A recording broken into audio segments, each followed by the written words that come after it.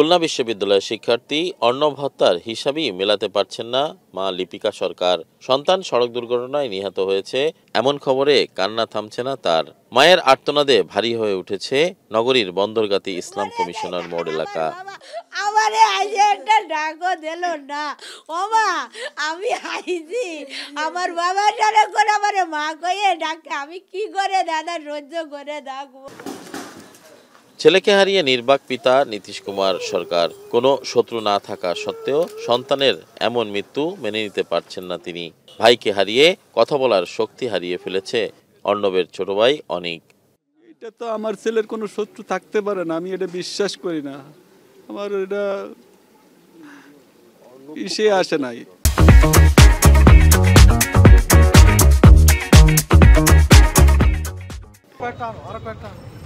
শুক্রবার রাত 9:15টার দিকে নগরীর শেখপাড়া তেঁতুলতলা মোড়ে চা পান করছিলেন খুলনা বিশ্ববিদ্যালয়ের MBA শিক্ষার্থী অর্ণব কুমার সরকার। এ সময় 10-15টি মোটরসাইকেলে সশস্ত্র লোকজন এসে প্রথমে তাকে গুলি করে। এরপর রাস্তায় পড়ে গেলে তাকে ধারালো অস্ত্র দিয়ে কুপিয়ে হত্যা করে ফেলে রেখে পালিয়ে যায় সন্ত্রাসীরা। পরে আশঙ্কাজনক অবস্থায় পার্শ্ববর্তী একটি বেসরকারি হাসপাতালে নিয়ে গেলে কর্তব্যরত চিকিৎসক তাকে মৃত ঘোষণা করেন। এমন হত্যাকাণ্ডের সর্বোচ্চ বিচারের দাবি এলাকাবাসীর। একটা লোকও বলতে পারবে না যে এই ছেলেটা বা এর আর একটা ভাই আছে, তারা কখনো কারোর সাথে কখনো বেয়াদবি করেছে। এলাকায় এমন কোনো লোক বলতে পারবে না। ওর সাথে কথা বলা বা লেবার বলেন, মিস্ত্রি বলেন বা ক্লায়েন্ট বলেন, সবার সাথে খুবই সুসম্পর্ক। ওর সাথে শত্রু বলতে গিয়ে আসে, এটা আমার চিন্তার বাইরে এগুলো। আসলে সে বড়দের এমনভাবে সম্মান করতো কল্পনার বাইরে। বর্তমান জমানায় এরকম একটা ছেলে পাওয়া খুব টাফ ব্যাপার।